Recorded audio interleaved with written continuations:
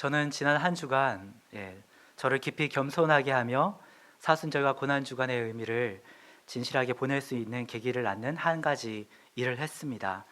원래 그런 의도로 한 것은 아니었는데 그렇게 저의 마음을 겸손하게 또 낮아지게 하는 결과를 일으켰지요.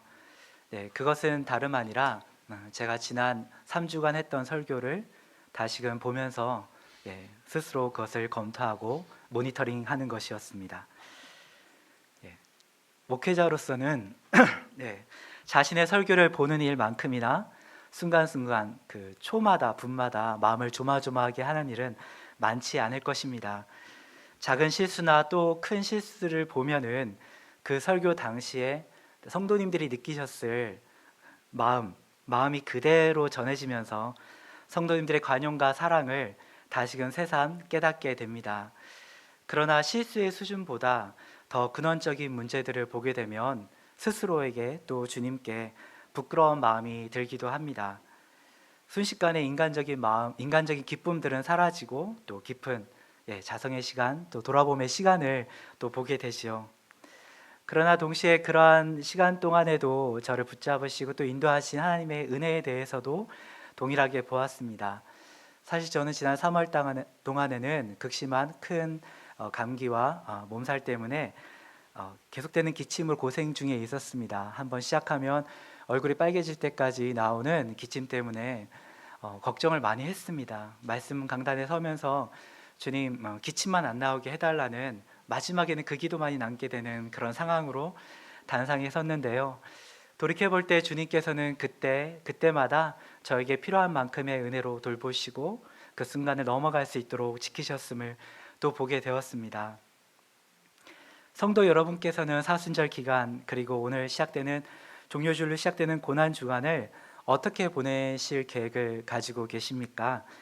가장 좋은 방법 중에 하나는 주님의 고난의 말씀, 그 순환의 말씀을 기억하고 그것을 묵상하면서 천천히 주님의 발걸음을 따라가는 것이 가장 좋은 방법 중에 하나가 될 것입니다. 그런데 그리스도인들에게 하나의 고난이 있다면, 시련이 있다면 이 고난 주간에 특히 올해엔 더더욱 그런데요.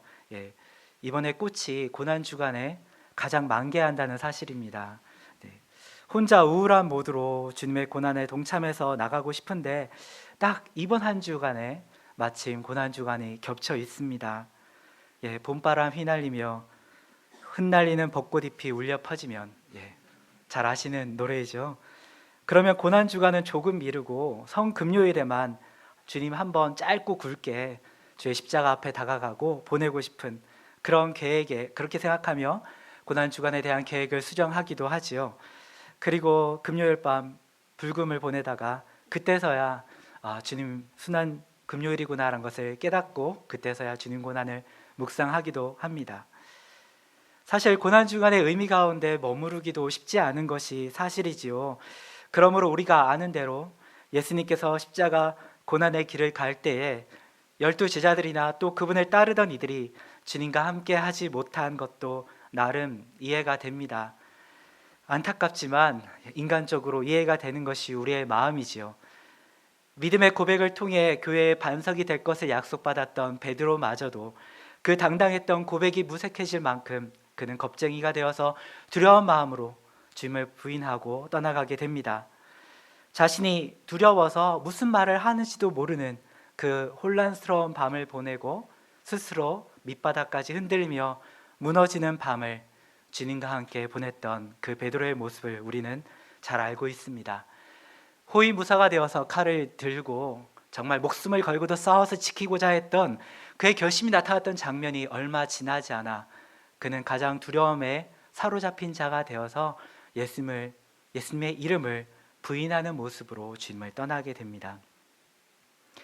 오늘의 말씀은 예수님의 십자가상의 마지막 모습을 보여줍니다. 30절에는 이렇게 써 있습니다. 예수님께서 신포도주를 받으신 후에 받으시고서 다 이루었다 하고 말씀하신 뒤에 머리를 떨어뜨리고 숨을 거두셨다. 마지막으로 다 이루셨음을 고백하시고는 영원히 떠나가시는 상황을 그려주고 있습니다. 그리고 이 요한복음서에는 이 장면 앞에 또 한 가지 가상칠언 십자가상에서 말씀하신 7가지 예수님의 말씀 중에 하나의 말씀을 담아내고 있습니다. 요한복음서에서만 나오는 말씀이죠. 왜냐하면 저자인 요한이 직접 들었고 기록한 말씀이기 때문입니다. 25절에는 예수님의 십자가 곁에 있던 사람들을 그려서 한 명 한 명씩 이야기해 줍니다. 예수님의 어머니 마리아와 또 그의 그리고 이모 살로메라고 되어 있습니다. 그리고 글로바의 아내 마리아와 막달라 마리아들로 여성들이 등장하고 있고요. 그러나 이름은 쓰지 않고 있지만 또 한 사람이 나오는 것을 우리는 볼 수 있습니다. 요한복음에서 표현되어 있기로는 26절 주님이 사랑하시는 제자라고 나와 있습니다. 그는 다름 아닌 이 요한복음을 기록한 사도 요한입니다. 그는 다른 곳에서도 자신을 사도 요한복음을 쓸 때 주님이 사랑하시는 제자라고 자신의 이름을 대신하여 기록합니다. 물론 겸손과 겨냥의 표현이기도 하지만 무엇보다도 주님과의 자신의 관계를 정의 내릴 때 주님께서 자신을 어떻게 보았냐고 얘기할 때 그는 주님이 사랑하시는 제자였습니다. 저는 그런 사람이었습니다. 라고 자신의 정체성을 이때 기록하고 있습니다. 사실 요한은 베드로, 야고보, 요한과 함께 그렇게 세 제자는 주님의 변화산까지 따라갔던 특별한 제자로 더 분류되어 있고 기록되어 있던 사람입니다. 그러나 무엇보다 사도 요한은 주님과의 관계 속에서 자신은 누구냐라고 얘기할 때 나는 주님이 특별히 사랑하시는 제자입니다. 나는 그렇게 불리기를 원하고 나는 나 스스로를 그렇게 기억하고 기록하기를 원합니다. 요한복음을 읽고 있을 사람들이여 나는 주님께 특별히 사랑을 받는 사람이었습니다. 그리고 마찬가지로 나는 주님을 사랑하는 사람입니다. 라고 기록하고 싶었던 것 같습니다. 그런 그가 예수님 곁에 예수님의 어머니 마리아와 함께 예수님의 십자가에 가장 가까이 나아가 있습니다. 다르게 말하면 십자가에 달리신 예수님께 물리적으로 위치적으로 가장 가까이 있었던 제자는 베드로도 아닌 요한이었습니다. 그 요한이라고 해서 사실 십자가형의 위기로부터 완전히 자유로울 수 있었을까요? 그 예수님의 십자가 옆에는 다른 사형수가 매달려 있었고 언제라도 다시금 그 요한의 정체를 알아본 사람들이 넌 예수의 제자가 아니냐? 여기까지 따라왔구나. 너도 함께 매달려야 한다라고 순식간에 그 분위기가 바뀔 수 있을 만한 상황이었습니다. 그러나 요한은 그런 생각일랑 접어두고 예수님 앞에 물리적으로 예수님의 음성을 들을 수 있는, 그리고 예수님의 소리를 들을 수 있는 가장 가까운 위치까지 따라가 있었습니다. 그때만큼 적어도 요한은 생각이 많지 않고 계획이 많지 않고 그러나 미래에 대한 염려나 그런 거에 대한 생각보다는 사랑이 많은 사람이었습니다. 그는 주님을 사랑하다 보니 십자가에 달리신 예수님, 골고다의 주님까지 쫓아가서 나아갈 수 있었습니다. 죽을 각오를 이미 했는지 아니면 이미 했는지 그의 표현들을 보면 극적이기보다는 그냥 자연스럽게 주님 앞에 있는 주님이 사랑하시는 제자로 그 앞에 있었다라고 담담한 말투로 적어내려가고 있습니다. 팽팽한 긴장감도 위기의식도 사실 그려지지 않습니다. 그러나 주님의 마지막 순간 그 죽음을 지키며 가상칠언 중 3가지의 말씀을 기록하여서 지금까지도 우리들에게 전해주고 있습니다. 그는 성만찬의 밤에 예수님의 품 안에 기대고 있었던 사람으로 그려지고 있습니다. 예수님의 품 안에 머리를 맞대고 기대고 있었기 때문에 그에 대해서 다른 제자들도 때로는 시기하는 마음들도 들었다고 합니다. 주님이 사랑하신 제자는 그 사랑 그대로 주의 품 안에 있었던 그 모습 그대로 십자가에 달리신 주님께 가장 가까이 있는 모습으로 성경이 그려지고 있습니다. 언제든 십자가에 매달려도 될 만한 그런 위기 가운데 있지만 그는 거기에 대한 생각이나 염려에 대해서는 기록되어 있지 않고 주의 음성을 듣고 주님께 반응하는 존재로 십자가에 달리신 예수님의 가장 가까운 존재로 우리 성경 말씀에 기록되어 있습니다. 저는 유학 기간 동안에 사랑하는 할머니의 임종 소식을 들었습니다. 전 특별히 할머니가 사랑하시는 손자였기 때문에 슬픔은 더욱 컸습니다.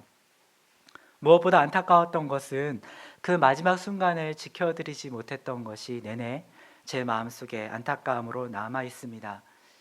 생애 가운데 가장 사랑했던 손자가 마지막 그 떠나는 길목에서 함께 했다면 할머니께서 마음을 정리하고 이 땅의 이별을 조금 더 편안한 마음으로 정리할 수 있지 않았을까 하는 마음이 들어서 지금도 생각하면 안타까움과 죄송한 마음이 있습니다. 그러나 한편으로 그러면서도 제 마음속에 하나 생각이 들었던 것은 제가 마지막 이 땅을 떠나게 되는 순간이 온다면 혼자 소망하기로는 그 마지막 호흡의 순간에 제가 가장 사랑했던 사람이 저의 곁을 지켜줬으면 하는 그런 바람이 생기게 되었습니다. 그러면 이 땅에 대해서 떠나갈 때 나는 사랑하였고 또 사랑을 받았으며 그리고 주님이 사랑하는 주님의 품 안에 갈 수 있을 준비가 되었구나라는 그런 마음으로 더 정리할 수 있겠구나라는 그런 생각이 들었습니다. 예수님은 십자가상에서 홀로 자신의 죽음을 맞닥뜨리고 계셨습니다. 그 순간 그를 가장 사랑했던 사람들이 많이 그 십자가까지, 그 십자가 앞에, 그 십자가에 달리신 주님 앞까지 나아갈 수 있었습니다. 요한은 제자 중에서 유일하게 그 십자가의 임종을 지키고 있었습니다. 그때 요한은 생각보다는, 계획보다는, 또 미래에 대한 어떤 생각보다는, 그 뒤에 무슨 일이 일어날지에 대한 생각보다는 주님에 대한 사랑만을 가지고 그 길까지 따라갈 수 있던 존재였습니다. 십자가의 위험엔 덜 관심을 두고 도리어 주 예수님과 함께 있는 것을 선택할 수 있는 사랑을 가지고 있던 사람이었습니다. 다른 제자들은 결심이 있었습니다. 죽기까지 주님을 따라가겠습니다라고 베드로가 먼저 말하자 나머지 제자들도 나도 그럴 것입니다. 함께 할 것입니다라고 스스로 결심하고 붙잡았습니다. 흔들리지 않겠습니다라고 말하고 나아갔지만 결국 그들은 그 생명의 위기 앞에서 많은 계획들도 하고 칼도 찾겠지요. 하지만 준비했던 마음들은 그 위기 앞에서 부서지고 무너졌으며 그들은 흩어졌고 도망쳤습니다. 그러나 예수님의 품 안에 안기기를 먼저 선택했고 그 성만찬의 자리에서 그 제정하셨던 그 자리에서 예수님의 품 안에 있었던 그 요한은 다른 생각일랑 접어두고 그 모습 그대로 그 사랑했던 그 마음 그대로 주님 곁에 십자가의 주님 앞에 나아가는 것을 선택했습니다. 이제 예수님의 십자가의 대속의 의미를 아는 우리로서 보자면 하나님의 사랑이 가장 극명하게 드러나고 있던 순간, 하나님의 지혜가 가장 극명하게 드러났던 순간, 구속의 십자가의 사랑이 하나님의 사랑의 계시가 가장 명확하게 드러났던 그 사건을 마지막으로 보고 정확히 기록했던 그 한 명의 제자는 가장 사랑이 많았던 요한이 되었습니다. 십자가의 죽음에 동참할 가능성을 감내하는 사랑으로 그는 그 앞에 서 있었고, 다르게 말하면 그러므로 그 순간 그는 이미 사랑으로 주님과 함께 죽기를 선택했고 각오했다고 말할 수 있을 겁니다. 놀랍게도 예수님의 12 제자들 중에서 가장 오래 산 사람은 누구였을까요? 전승에 의하면 바로 예수님의 제자들 중에서 바로 사도 요한이라고 합니다. 기독교 공동체의 전승에 예수님의 제자들은 그 강렬한 믿음만큼이나 극적인 순교의 주인공이 됩니다. 우리가 듣고 알고 있는 대로 베드로는 예수님의 십자가에 달릴 뿐만 아니라 도리어 거꾸로 매달려 극적인 죽음을 맞이했고 그것을 요청했다라는 그런 전승들과 이야기들이 전해지고 있지요. 많은 제자들은 예수님에 대한 강렬한 믿음을 고백하고 그를 따르겠다는 그 소망을 담아서 다양한 모습으로 순교의 길을 걸어가는 것을 우리는 전해 듣고 있습니다. 그러나 사도 요한은 살아서 요한 서신을 쓰고 또한 요한 계시록으로 다가올 미래에 대한 계시까지 믿음의 공동체들에게 전해주게 됩니다. 그는 이미 예수님 십자가 앞에서 한 번 죽었던 그 사랑의 결심으로 선 사람이었기 때문에 하나님은 그의 순교를 이미 받으신 것처럼 그를 이 땅 가운데 남겨두시고 하나님의 뜻을 공동체 가운데 계속해서 전해주는 역할을 그에게 부탁하여 주십니다. 십자가를 따라가는 길은 어렵고 험난한 데에다가 사실은 외롭기까지 합니다. 아무도 내 십자가를 대신 질 수 없기에 십자가의 길은 더욱 고독하고 혹독합니다. 계산과 현명한 판단, 또 적절한 준비로 갈 수 있다면, 또 결심으로 갈 수 있다면 그렇게 많은 사람들이 십자가의 길에서 넘어지거나 흩어지거나 도망치지 않았을 것입니다. 십자가의 길은 사실 사랑으로만, 주님을 사랑하는 정말 순수한, 순전한, 그리고 때로는 어리석어 보이는 그 사랑으로만 따라갈 수 있는 길입니다. 십자가의 길은 예수님의 사랑의 초대와 그에 대한 사랑의 응답으로만 따라갈 수 있는 그런 길입니다. 요한의 사랑은 그 십자가 앞에서 드러났습니다. 그런 그에게 예수님은 자신의 어머니를 이제 부탁합니다. 26절, 27절에서 예수님은 말씀하십니다. 여자여 보소서 아들이니이다. 그리고 그 사랑하는 제자에게 부탁합니다. 보라 너의 어머니다. 그렇게 말씀하십니다. 예수님께 있어서는 인간적인 사랑을 가장 많이 보여주었던 대상, 그 어머니를 이제 가장 신뢰할 만한 사랑을 가진 제자에게 부탁합니다. 사랑이 가장 많은 제자에게 가장 사랑하는 대상인 어머니를 부탁합니다. 결혼하지 않고 죽어가는 아들이 살아남으신 어머니를 자신의 제자에게 부탁합니다. 그가 사랑하시는, 또한 자신을 가장 사랑하여서 십자가까지 나아온 그 요한에게 자신의 어머니를 맡기고 부탁합니다. 그럼으로써 제자 요한과 예수님은 예수님의 생전에 형제가 됩니다. 문자적으로 형제가 됩니다. 어머니를 중심으로 한 어머니의 관계를 통해서 맺어진 새로운 형제 관계가 됩니다. 다른 제자들이 경험하지 못한 것이지요. 예수님과 요한은 십자가 위에서 그렇게 형제가 됩니다. 제가 연구한 인물인 아빌라이 테레사라는 신비가가 있습니다. 그녀는 하나님과의 친밀한 관계를 이루는 여정을, 영적 여정에 대해서 설명하면서 그것을 영적인 결혼이라고 말합니다.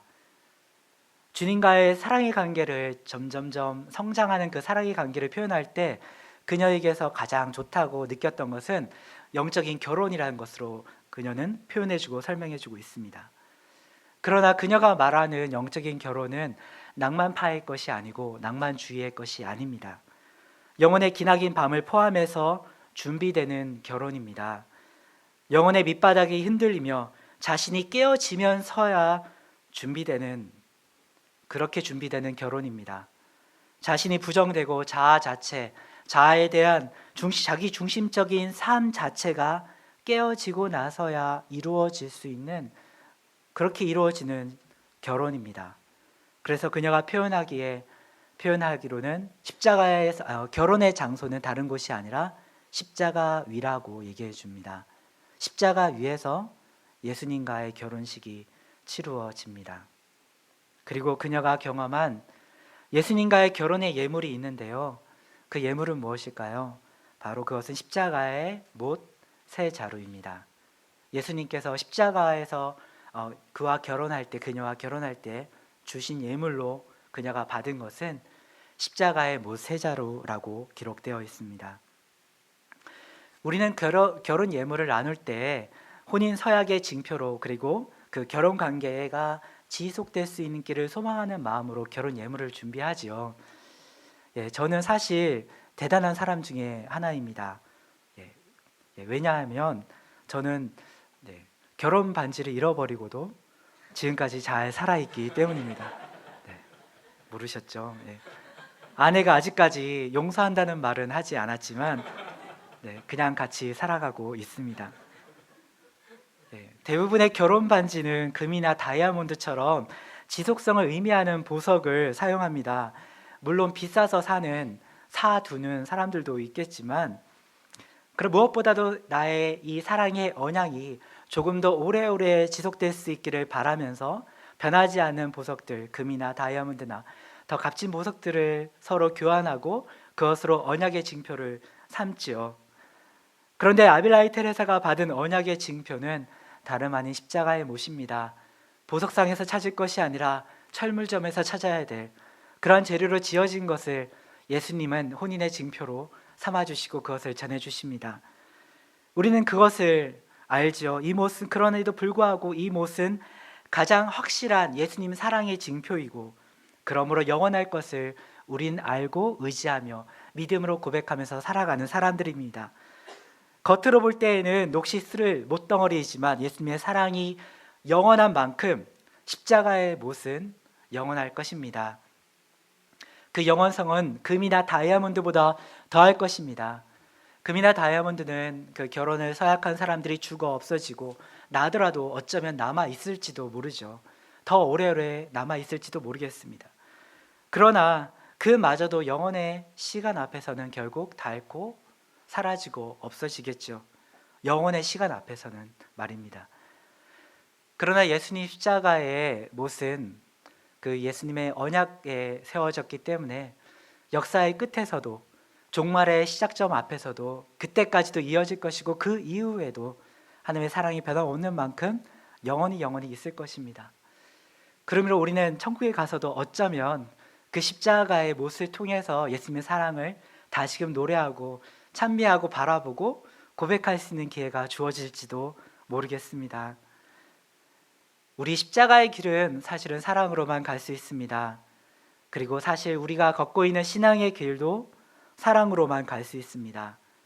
고민하고 가늠하고 준비하고 더 대비하고 더 마련하고 더 보험을 들든 준비하는 것으로 안 되는 것은 사실은 우리 삶 가운데 너무나 많습니다. 우리가 통제할 수 없는 것, 우리가 다룰 수 없는 것들을 날마다 부딪히면서 그때에서야 주님을 찾을 수도 있지만 사실은 우리의 삶은 항상 연약하고 다시금 계획하는 것이 아닌 주님을 기억하고 바라보는 것으로만 갈 수 있는 길입니다. 주님은 사실 우리를 너무너무 사랑하시기 때문에 스스로 완벽히 대비하여서 살게 내버려 두지 않습니다. 이 세상에서 완전한 안락은 주지 않으십니다. 먼저 주셨다가 그 안락을 먼저 주셨다가 주님이 놓쳐버리고 떠나보냈던 사람들이 얼마나 역사 가운데는 많을지 모르겠습니다. 이미 주님의 십자가에 먼저 달려버린 요한은 자연사 할 때까지 이 땅에서 놀랍게도 살아갑니다. 요한복음과 요한서신서를 쓰고 요한계시록을 쓰면서 그 뒤에 올 세상도 증언하며 사랑하는 주님 곁으로 가게 됩니다. 물론 그의 생애는 힘들었습니다. 모든 것이 다 힘들었습니다. 그럼에도 그는 사랑밖에 모르는 사람처럼 이야기하고 기록을 남겨주고 있습니다. 요한 1서에서도 하나님의 사랑을 그는 이야기합니다. 사랑은 여기 있으니 우리가 하나님을 사랑한 것이 아니요 하나님이 우리를 사랑하사 우리 죄를 속하기 위하여 화목제물로 그 아들을 보내셨습니다. 사랑하는 자들아 하나님이 이같이 우리를 사랑하셨은즉 우리도 서로 사랑하는 것이 마땅하도다. 십자가 대속의 예수님을 그의 눈으로 직접 바라보았던 그 십자가의 하나님의 사랑의 확실한 증표를 보았던 그는 십자가 예수님의 하나님 사랑의 가장 명확한 증거임을 보고 깨달아 아는 그 경험을 직접 한 제자였습니다. 그리고 그 계시를 기록하여 전해줍니다. 평생을 통하여 그는 사랑을 말합니다. 하나님을 사랑하자, 또 우리가 서로 사랑하자라고 말합니다. 예수님이 살아 계셨을 때에도, 또 그리고 십자가에서 죽으실 때에도, 또 부활하셔서 하늘에 계실 때에도 변함없는 한 가지는 주님을 사랑하는 것 하나뿐입니다. 마찬가지로 우리도 그렇습니다. 우리가 살아 있을 때에도, 또 우리가 죽을 때에도, 그리고 죽어서 주님의 사랑하는 주님 앞에 나아갈 때에도 변함없을 그 한 가지는 하나님을 사랑하는 것뿐입니다. 말씀을 마무리하고자 합니다. 하나님의 사랑의 계시는 완전히 드러났습니다. 완전히 명확하게 드러났습니다. 그것은 십자가에 달리신 예수님입니다. 그 사랑의 계시를 받은 우리는 이 고난 주간 사랑으로 따라가고 함께 걸어가기를 소망합니다. 사실 주님을 잠깐 잊을 수 있습니다. 잠깐 잊어버릴 수 있고 바쁜 일상 속에서 또 즐거운 것들 속에서 주님을 잊을 수 있습니다. 그러나 그럼에도 불구하고 다시금 시선을 들고 십자가에 달리신 예수님을 향해 더 나아갈 수 있는 것이 우리 존재입니다. 그리고 그것은 사랑으로만 갈 수 있습니다. 우리가 그 선택을 하여서 조금 더 십자가 앞에 나아가고 십자가에 달리신 예수님을 향하여서 나아가기를 선택하여서 한 발짝을 더 옮길 때 우리에겐 분명한 유익이 있을 것입니다.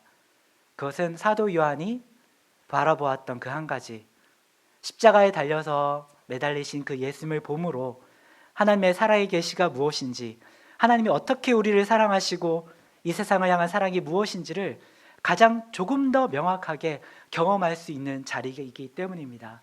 십자가에 달리신 예수님을 바라보는 것은 그러므로 고된 작업이지만, 고되고 힘들 수 있지만 우리 영의 삶에는 가장 유익이 될 것입니다. 제가 한 찬양을 읽어드리고자 합니다. 천천히 읽을게요. 십자가를 참으신 어린 양 예수, 내 죄 씻어주시고 구속하셨네. 어둠을 물리치신 세상의 빛 예수, 영광의 빛 비추사 자유케 하시네. 예수, 하나님의 완전한 사랑, 예수, 하나님의 값없는 은혜, 예수, 하나님의 놀라운 지혜, 아름다운 그 이름 예수. 예수, 하나님의 완전한 사랑, 예수, 하나님의 값없는 은혜, 예수, 하나님의 놀라운 지혜, 아름다운 그 이름 예수. 하나님의 완전한 사랑은 계시되었습니다. 우리는 그것을 알고 쫓아갈 수 있는 사람입니다.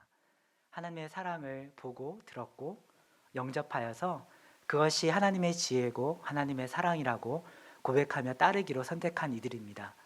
그러므로 이 고난주간은 그 예수님께 가장 나아갈 수 있는 날입니다. 선택하여서 우리가 사랑으로 응답할 수 있는 날입니다. 사랑으로만 따라갈 수 있는 이 길, 그 한 주간을 보내실 수 있기를 간절히 소망하며 축복합니다. 함께 기도하겠습니다.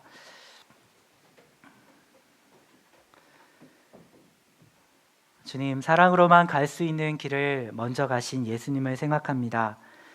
주님이 사랑하시는 제자는 그 사랑에 응답하며 십자가 앞까지 나아갈 수 있었습니다. 그리고 십자가에 드러난 하나님 사랑의 계시를 분명히 보고 깨닫게 되었습니다. 우리도 이 고난 주간에 사랑으로만 더 나아가게 하옵소서. 그래서 예수님의 사랑의 아름다움을 더 알아가게 되는 은혜를 얻기 원합니다. 넘어지지 않게 하시고 지켜주옵소서. 주의 십자가를 더 사랑하게 해주시고 그것을 품고 나아가고 묵상하게 해주시고 십자가에 달리신 예수님을 혼자 내버려 두지 않는 저희 되게 하여 주옵소서. 예수님의 이름으로 기도합니다. 아멘.